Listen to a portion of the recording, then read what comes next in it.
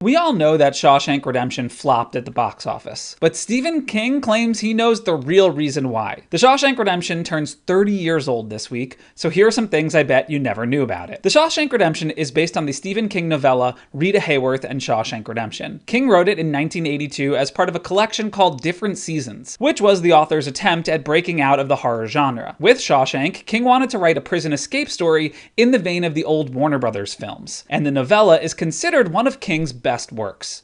Which explains why it caught the eye of a 23-year-old Frank Darabont. The son of Hungarian refugees, Darabont grew up in Los Angeles in the 1960s and 70s, and after he saw George Lucas's THX 1138 as a teen, he knew he wanted to make movies. Darabont was also a die-hard Stephen King fan, so in 1983, when Darabont was just 24 years old, with no film credits and no money to his name, he wrote King a letter asking if he could adapt his short story, The Woman in the Room, into a short film. King liked the idea of supporting an upstart director, so he sold Frank Darabont the rights for just $1. King has since gone on to help out many film students and newbie directors in the same way. Stephen King liked Darabont's short, and the project helped Frank Darabont get his foot in the door in Hollywood. But according to Vanity Fair, Darabont's real obsession was Rita Hayworth and Shawshank Redemption. He just knew it could be a feature-length film, so he waited until he had some real credits to approach Stephen King again. In 1987, after Nightmare on Elm Street became Frank Darabont's first produced screenplay, he finally had enough courage to ask Stephen King for the rights to Shawshank. Frank Darabont offered Stephen King $5,000 for the story. King didn't think Shawshank would make a very good movie because so much of it was Red's inner monologue, but Darabont thought it was, quote, dead obvious, so King agreed to the deal. The author never ended up cashing that $5,000 check. He later framed it and gifted it back to Darabont with a note that said, "In case you ever need bail money, love, Steve." Frank Darabont then waited 5 years to write the Shawshank screenplay, as he was busy writing The Blob and The Fly too. When he sat down to write it, the whole process just took 8 weeks. He used the story's overall narrative and even took some dialogue verbatim from the short story, but expanded on the themes and added some moments of violence. He gave more to the Brooks character and changed up Tommy's arc. And he combined all the various wardens in King's story into one composite villain. Darabont was inspired by Frank Capra films like Mr. Smith Goes to Washington and It's a Wonderful Life, saying that like those movies, he saw Shawshank as a tall tale. Frank Darabont then kind of got lucky because the screenplay ended up on producer Liz Glotzer's desk at Castle Rock. In the history of Hollywood, prison movies have never really been box office hits, but Glotzer was obsessed with prison stories and she loved the Shawshank script, saying she couldn't put it down and it was among the best things she had ever read. She even threatened to quit Castle Rock if they didn't make the movie. So it looked like the project would be a go and Darabont would be its director. But then Castle Rock co-founder Rob Reiner, who had directed the Stephen King adaptation Stand By Me, which was also based on a short story from Stephen King's Different Seasons collection, also loved the Shawshank script and he wanted to direct it himself. His idea was to have Tom Cruise play Andy and Harrison Ford play Red. He later said,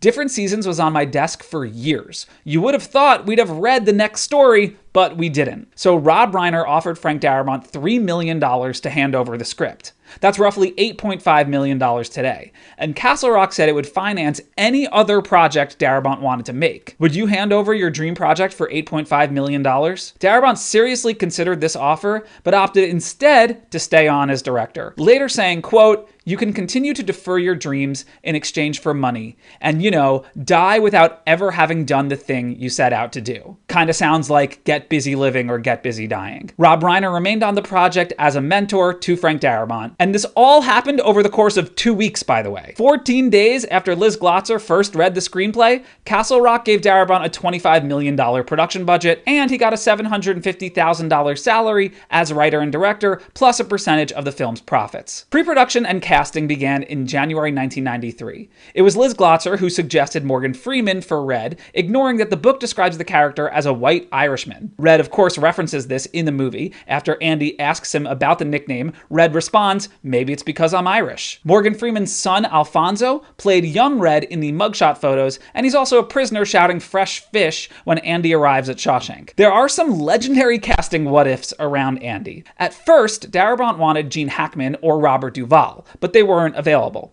Then they considered Clint Eastwood, Paul Newman, Johnny Depp, Nicolas Cage, and Charlie Sheen at one point or another. They actually did offer the role to Kevin Costner, Tom Hanks, and Tom Cruise, but all of them turned it down. Cruise did attend a number of table readings, but then left the project because Darabont didn't have enough directing experience. Frank Darabont cast Tim Robbins after being impressed with his performance in Jacob's Ladder. It was Robbins who suggested Darabont hire cinematographer Roger Deakins. To prep for the role, Robbins observed animals at the zoo, spoke with incarcerated men and prison guards, spent an afternoon in solitary confinement, and had his legs and arms shackled for a few hours. Brad Pitt was originally cast as Tommy, but dropped out after the success of Thelma and Louise. And James Gandolfini passed on playing Boggs. Former prison wardens, former inmates, and active prison guards served as extras in the movie. Filming began in June 1993 and lasted until August of that year, mostly shot in Ohio. The prison is the abandoned Ohio State Reformatory in Mansfield, Ohio. Despite the fact that they were shooting at a real prison, the cell blocks were custom-built sets.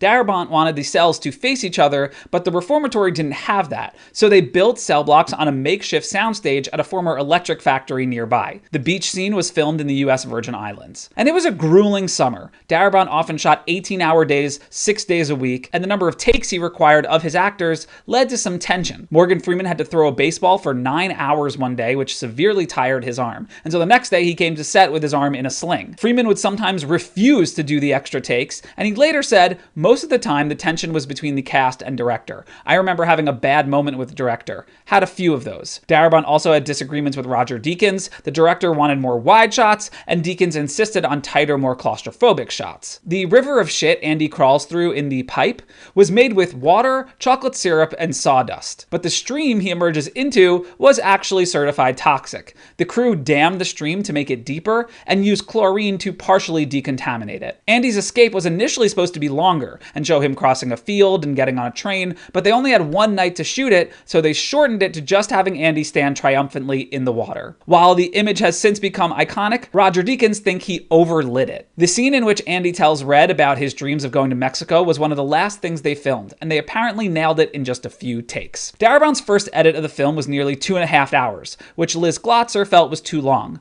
The director also said test audiences were growing impatient as well, so he cut out an extended sequence of Red adjusting to life after prison, a scene where the guards investigated Andy's tunnel, and an extended cold open playing out Andy's crime and trial. The movie was originally not going to end with Andy and Red reunited on the beach. Darabont originally wanted it to end with a more ambiguous shot of just Red boarding a bus to Mexico, but Glotzer insisted we see Andy and Red meet up, so they went ahead and filmed it. Test audiences loved it, and Darabont agreed it was better that way. The movie's composer, Thomas Newman, found it difficult to score the film because he thought the movie was already so emotional without music. He didn't want to distract from what was on screen, but he ended up creating one of the most beloved scores of all time, which was used in movie trailers for years to come. The Shawshank Redemption is dedicated to the memory of Alan Green, Darabont's former agent who died during filming from AIDS complications. As I've hinted at already, test screenings for the movie went pretty well. Glotzer even said they were among the best she'd ever seen. Castle Rock and distributor Columbia decided to keep Stephen King's name off the movie's advertising as they didn't want audiences to expect something pulpy or scary. The movie opened in limited release on September 23rd, 1994, playing on 33 screens.